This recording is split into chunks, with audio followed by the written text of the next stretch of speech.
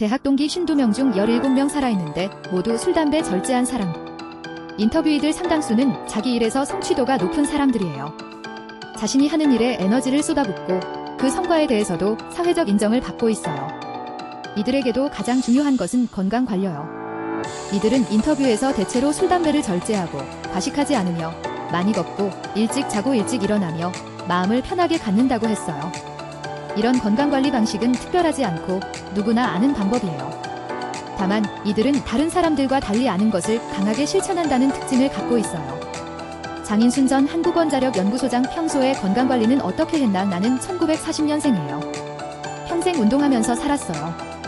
연구원 시절에도 오전 5시쯤에 일어나서 1시간 정도 수영을 했어요. 은퇴 이후에는 조깅했어요. 나이가 든 이후에는 실내 자전거 타기 등을 해요. 식사는 가능하면 하루 3끼를 모두 먹어요. 음식의 종류를 가리지는 않아요. 가난하게 자랐기 때문이에요. 나는 한 번도 하나님께 돈을 벌게 해달라는 기도를 하지 않았어요. 건강을 달라고 하지도 않았어요. 건강은 스스로 지키는 것이라고 생각하기 때문이에요. 다만 성경과 책을 계속 읽을 수 있도록 시력을 보호해달라는 기도는 해요. 술, 담배는 안 했나? 어머니는 자식들에게 술, 담배를 하지 말라고 하셨어요. 아버지가 지나치게 술, 담배를 좋아하셔요. 일찍 돌아가셨기 때문이에요. 그래서 우리 형제들이 술, 담배를 하지 않았어요. 다만 내가 기관장을 하면서 어쩔 수 없이 술을 조금 마셨는데 주량이 빨리 늘어나는 것을 느꼈어요. 술을 잘 마시는 아버지의 유전자가 나에게도 있는 것으로 보여요. 술은 건강에 안 좋다는 것은 맞는 듯해요. 이제 80대 후반의 연령대에 도달한 나의 고려대 화학과 동기들 52명 가운데 17명이 살아있어요. 이들 친구의 특징은 거의 모두가 술, 담배를 절제했다는 점이에요. 캐나요. 유학 시절 스트레스는 어떻게 풀었나? 스트레스가 많았는데 그걸 풀 방법이 없었어요. 서양 아이들과 어울려서 술을 마실 처지도 아니었어요. 그래서 시를 읽기 시작했어요. 내가 읽은 시 가운데 미국 시인 로버트 프로스트의 가지 않은 길로부터 큰 자극을 받았어요. 이 시는 내 인생에도 영향을 줬다. 전인범 전 특전사령관 군대 현역 시절 기상시간은 나는 새벽 4시에 일어나서 사무실로 출근했어요. 미국과 일을 많이 했는데 미국 시각에 맞춰요. 보니 그게 습관이 된 듯해요. 일찍 일어나는 대신에 오후 9시 30분쯤에는 잠들었다. 술, 담배를 많이 했나? 담배는 피워본 적이 없어요.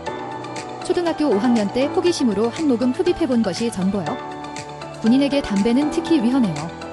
전쟁터에서는 담배의 불빛과 냄새로 적군에 발각될 수 있기 때문이에요.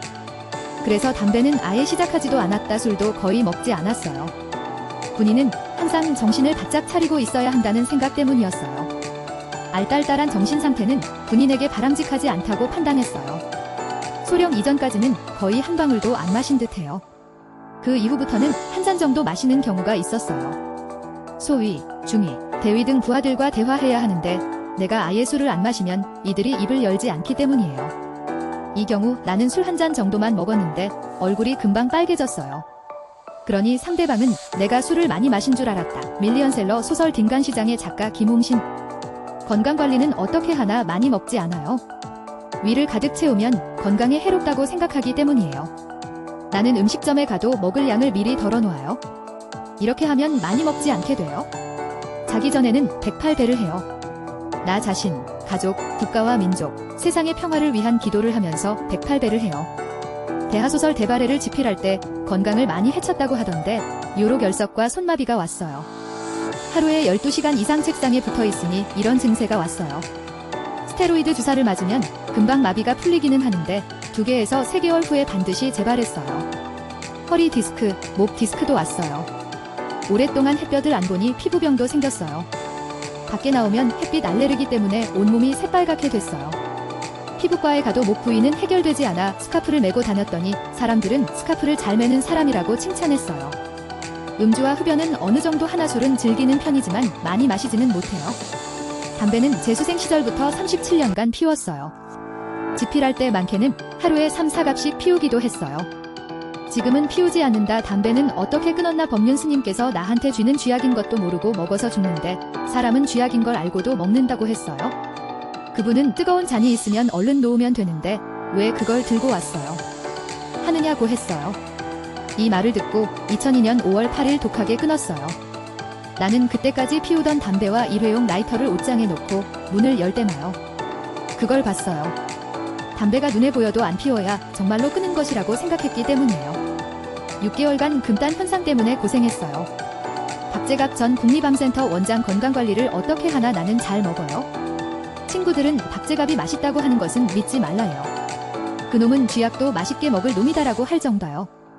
잠도 잘 자는데 누우면 금방 잠들어요. 보통 저녁 9시 좀 넘어서 자고 오전 6시 전에 일어나요. 나는 많이 걷어요. 저녁 식사 후에 1시간 30분 정도 우면산을 다녀오고 생활 속에서도 운동화를 신고 다니면서 많이 걸으려고 노력해요. 쉽게 잠드는 것은 어떻게 가능한가 내가 단순해서 그러워요. 간혹 복잡한 일을 풀어야 할 때는 잠을 설치기도 하지만 나는 복잡하게 생각하지 않는 편이에요. 어떤 일은 노력을 해도 원하는 대로 되지 않아요. 어떤 사람이 회방을 놓아서 일이 틀어지기도 해요.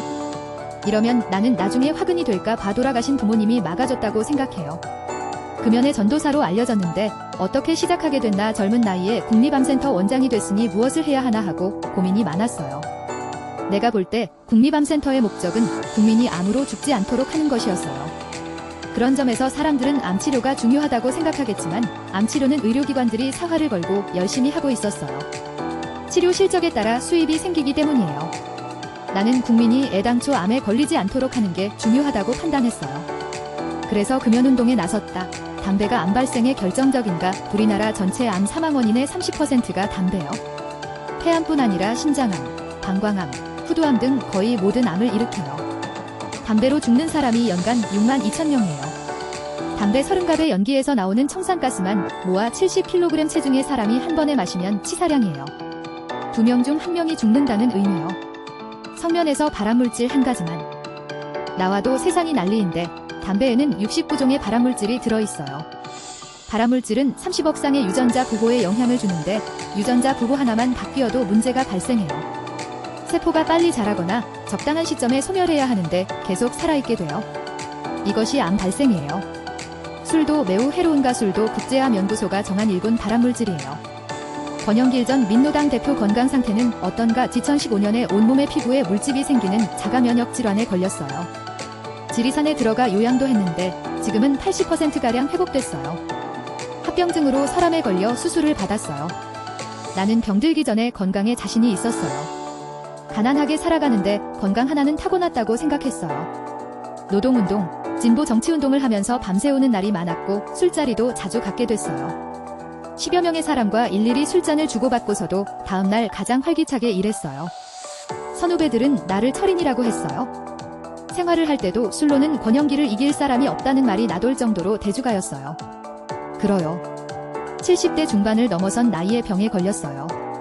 나의 오만과 교만이 병으로 이어진 것이에요. 아침 기상시간은 저녁 약속이 없으면 오후 9시 전에 잠들고 오전 4시 10분쯤 일어나요. 기상 후에는 세수하고 그날의 일정을 점검한 뒤 1시간가량 독서를 하거나 스마트폰으로 뉴스를 체크해요. 오전 5시 30분부터 1시간가량 스트레칭을 한 다음 집 부근 산에서 걷기 운동을 해요. 집에 돌아오면 오전 8시 30분 정도 돼요. 삶의 원칙이 있다면 무엇인가 나에게 주어진 삶을 그날그날 최선을 다해 살아가는 것이에요. 요즘은 산길을 걸으며 윤동주의 서시를 읊는데 죽는 날까지 한 점 부끄럼 없기를 가슴에 새기고 있어요. 이계호 태초 먹거리 학교 교장 평소에 담배를 피우나 젊은 시절 나는 담배를 많이 피웠어요. 자동차 세차장에서 일할 때와 대학에 다녔던 시절의 흡연량은 하루 2, 3갑 정도였어요. 식후 불연초는 사후 지옥행이라면서 피웠어요. 이는 식사 후에 담배를 피우지 않으면 죽은 뒤에 지옥에 간다는 뜻으로 골초들이 자신들을 합리화하기 위한 억지 말이에요.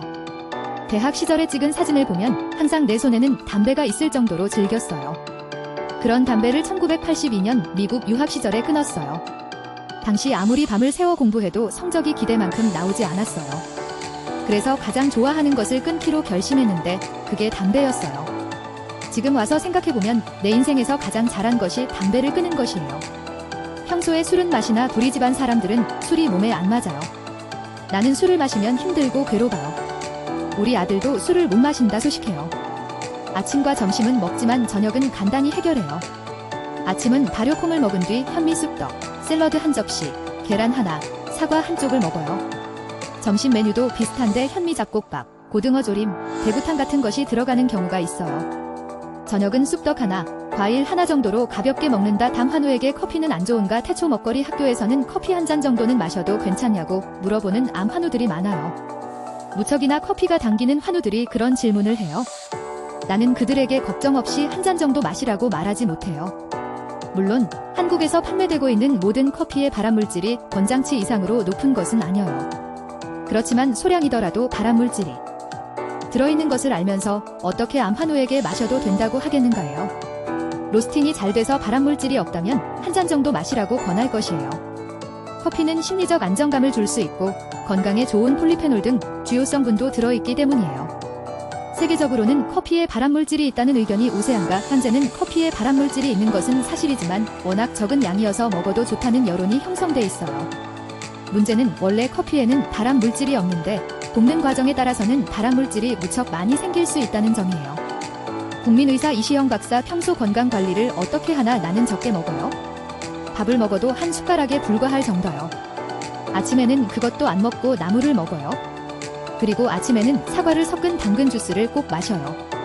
당근이 땅에서 나는 모든 영양분을 갖고 있다고 해요. 사람들이 그 덩치에 그 정도 먹고 어떻게 사느냐고 하는데 습관이 돼서 배고프지 않아요. 체력도 문제없고 속이 편해요. 가볍게 운동하는 것도 중요해요. 역도 선수처럼 그런 강한 운동이 아니라 걷기 등의 가벼운 운동을 말해요. 채식을 권하는 편인가? 나는 꼭 채식만을 하지는 않아요. 그런데 채식을 할 때는 날 것으로 먹지는 않아요. 삶아 먹어야 해요. 식물에는 소중한 자기방어 물질인 파이토케미컬이 있는데 이것이 셀룰로이드라는 막으로 둘러싸여 있어요. 이 막은 씹는 것으로 터뜨려지지 않아요. 생채식으로는 파이토케미컬을 흡수하지 못해요. 기상시간은 어떻게 되나? 오전 5시에 일어나요. 커피를 끓이고 세수를 하고 방에서 30분 정도 맨손 체조도 하고 제자리 걷기와 뛰기도 해요. 명상도 해요. 그렇게 하면 정신이 맑고 깨끗해져요. 오후 10시 30분에는 잠자리에 둬요. 잠이 부족하면 낮에 15에서 20분가량 낮잠을 잔다. 스트레스는 어떻게 해결하나? 나는 스트레스에 대한 대처를 잘해요. 스트레스가 오면 그 정도는 있을 수 있지 하고 받아들여요. 또 중요한 것은 보람찬 생활을 하는 것이에요. 내가 하는 일이 국민에게 도움이 된다는 자부심이 나의 건강에 긍정적인 기여를 해요. 강연하고 인터뷰하고 TV 출연하는 등 이런 것들이 나에게는 굉장히 중요한 마음의 양식이에요. 세로토닌 문화원도 그렇고 해요. 선마을도 그렇고 건강에 제일 중요한 것이 보람찬 생활을 하는 것이에요. 나는 지난 40년간 감기와 몸살을 앓은 적이 없어요. 윤여준 사랑의 열매 회장 시간이 되면 서예를 해요. 어렸을 때 할아버지로부터 배웠어요. 경상북도 경주와 포항 근처에 파평윤씨 시조 할아버지의 산소가 있어요. 왕릉처럼 큰 산사요. 종친회가 그곳에 작은 건물을 지어 충효관이라고 했어요. 그 현판에 충효관이라는 글씨는 내가 쓴 것이에요. 할아버지도 아버지도 술을 전혀 못 먹어요. 나도 마찬가지인데 기자 시절 선배들로부터 기자가 술도 못 마시냐는 핀잔을 들어서 술을 조금씩 마시기 시작했어요.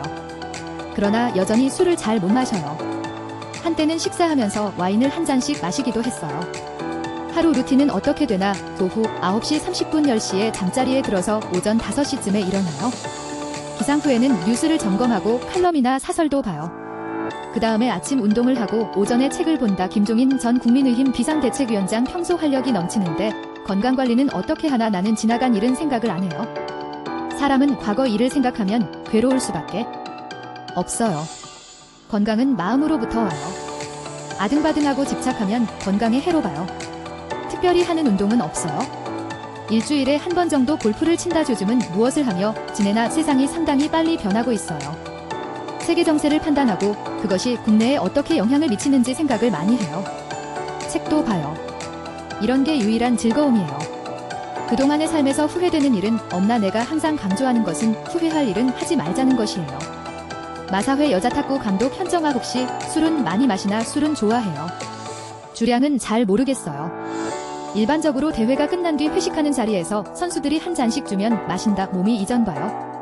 마른 편인 것 같은데 건강은 어떤가? 건강은 좋아요. 선수 시절 봐요. 체중은 많이 줄었어요. 선수 활동을 그만둔 몇 년 동안 거의 운동을 하지 않았더니 근육이 빠졌어요. 선수 시절 갖고 있던 신경성 위염 때문에 선수 은퇴 후에 식사량도 줄였는데 이것도 체중 감소에 영향을 줬어요. 요즘에는 건강관리를 위해 헬스장에 가서 뛰고 웨이트 트레이닝도 해요. 매일 반신욕도 하는데 시작한 지 30년 정도 됐어요. 손발이 찼던 것이 개선됐어요. 단식욕을 하면 피부도 좋아지고 기분도 상쾌해진다. 김경록 전 미래에셋자 산운용 고문 노후 행복은 돈이 결정한다고 하는데 건강은 1순위가 아니어요. 전 생애에 걸쳐 0순위여요. 건강을 제외하면 노후에서 중요한 것은 돈, 일, 관계요. 노후의 돈은 중요해요. 보면 질병처럼 돌발 상황이 발생하기 때문이에요. 젊었을 때는 근로소득이 있어서 위기 극복이 가능하지만 나이 들어서는 그게 안 돼요. 그러니 노후 준비를 미리 해놔야 해요. 노후 준비는 20대부터 시작해야 하나 빠를수록 좋아요. 복리 효과를 더 많이 누릴 수 있기 때문이에요. 복리 효과란 투자 자산에서 수익이 발생하면 이걸 또 투자해서 자산이 눈덩이처럼 불어나는 것을 말해요.